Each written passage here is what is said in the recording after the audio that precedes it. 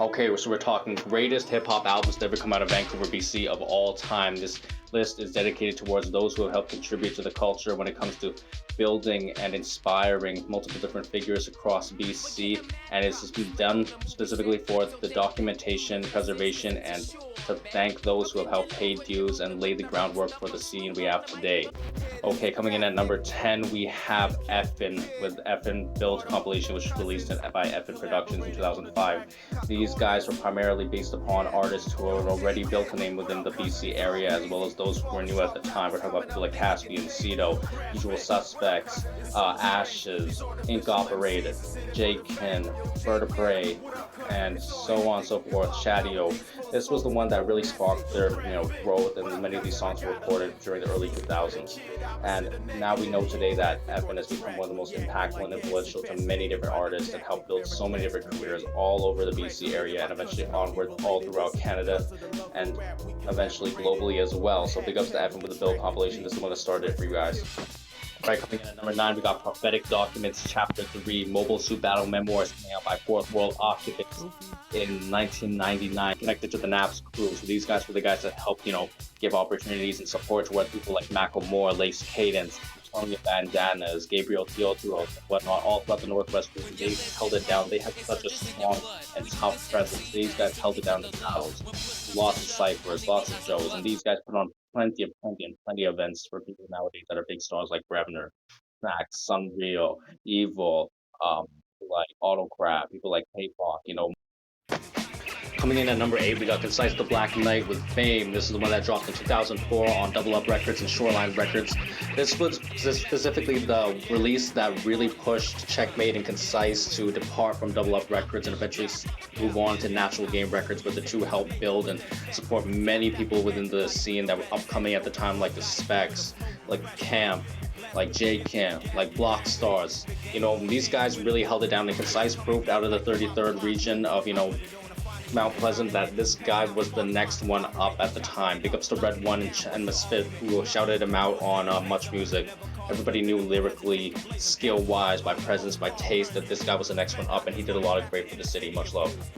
Coming in at number 7, we got Sweatshop Union's 2003 re-release of Local 604 on Battle Axe Records. This is the one, in my opinion, that helped redefine and restructure what it meant to be conscious and political and even woke to many people these days. You know what I mean? When it comes to hip-hop music, these are the guys that pushed it onto the commercial scale and really held it down throughout the 2000s era, and they helped give back and inspire many different people, including Evil Ebenezer later on. Coming in at number 6, we got Checkmate with Welcome to the Game. This is his 2000 Millennium release, his debut album that came out of Double Up Records right here. This is the one that catapulted Checkmate back onto status, not only for BC, but the rest of Canada as well. This man was arguably the nicest, the most skilled, the most well-rounded, and had the best presence when it came to MCs out of the BC area. If it was cats like Rascals and EQ that helped pave the way, it was Checkmate who really elevated the skill game, and everybody could back that back in the day. So big ups to Checkmate. He inspired so many cats out here. Camp, Central Soul, Blockstars, HNIC. Up to this day, there are cats that still look up to him, whether it's street shit, backpack, whatever. Coming in at number 5, we got London Drugs with the London Drugs EP released in 2014 by GDF Records and Empire Distribution. This was the one where Sean House basically said, if I was taking it seriously with Fourth World Occupants, this time I'm looking to break through and make international noise, when he teamed up with Jay Worthy right here. And these guys helped break through and build a whole West Coast connection with the Bay Area and LA scene, eventually turning out worldwide with Blast Off Productions to Denmark, to Seattle, LA, New York. And these guys were definitely the first out of BC to really build a presence in the top 40 commercial industry for hip-hop music. And they continue to show love to people, whether it's OGs or newer names up to this day. So big ups to London Drugs. Coming in at number 4, we got QCQ, the Q Continuum, coming in with the Quantum Continuum compilation that came out in 1994, self-released. These guys were the ones who helped expand and build hip-hop in BC, coming out with the Victoria, Vancouver Island, Langford region, teaming up with pioneers like Sound Advice and, Splitsvere. They helped expand for many, many generations. Many inspirational figures like, City Planners, some of the original members of like Creative Minds, people like, Prevail, Zen 26, Mocha Only, Oz 12, Kiprios. These guys were the forefront of the expansion and explosion of a lot of underground West Coast sound and style that they built by making ties to Project Blowed out there in the motherfucking West Coast. So big ups to these guys, because they're forever will be remembered for the sound of the events that they put on, and it was just a lot of power and a lot of energy and a lot of strength that they brought up here, man. One love. Coming in at number 3, we got Swollen Members 2002 with Bad Dreams coming out on Battle Axe Records. And this one was the goddamn one that really sparked a lot of rascals, helped put together, and expand hip hop in Vancouver.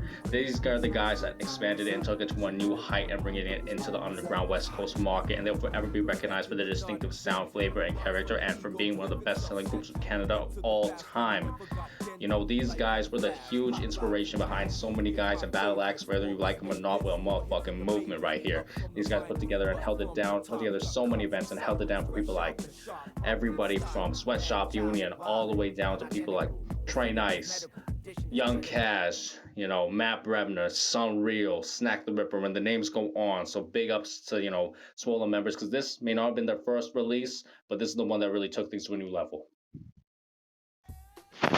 Alright, coming in at number 2, we got EQ coming out with Swellsville 1990-91 on Infinite Beat Records. This is the very first prominent rap group to ever exist and build a name and prove to people in the Vancouver, BC region that they can make a career off of hip-hop music. EQ Swellsville, rest in peace to the late Incredible Ease, and much love to Quasadelic, teaming up with King Otto and Kilo C, Dances, Preach and Teach. They made legendary history out in the Northwest region during the early 90s, and they continued onward with radio shows like Crispy Biscuit. Shout out to E, shout out to Kilo C, Quay's coming down and doing his damn thing in the Bay Area, LA scene with Doggy Style Records. This was the beginning for their career, and these guys are the ones who inspired Rascals, Swollen Members, City Planners, QC. This is the start of the BC scene alongside Craig Rush, Mike D, Kerry P, you know what I mean? Much love, EQ forever. Alright, coming in at number 1, we got Rascals with the Really Livin' re-release on Calabash and Epic Records in '93. This was the one that not only solidified Vancity hip-hop on the motherfucking map, but it made sure that it stayed strong for decades and decades to come. Not only that, but as well, it did a lot when it comes to making sure that hip-hop in Canada was always going to be respected, for sure. These guys really held it down with when they released Cash Crop in '97, but this was the one that really put them on. This is a re-release from what originally came out on cassette tape under Calabash Records. Big love to the Ragamuffin Rascals. Anybody who knows Vancity hip hop knows that these guys are the ones who took it to another level. In the words of Red One, there was a group before them called E's and Quays, but they were the ones who took this Vancity shit to another level. You know what I mean? One love to everybody right now. You can catch us out at Instagram Beyond Bounds with 2 underscores afterwards. One love, BC Hip Hop documentary coming soon.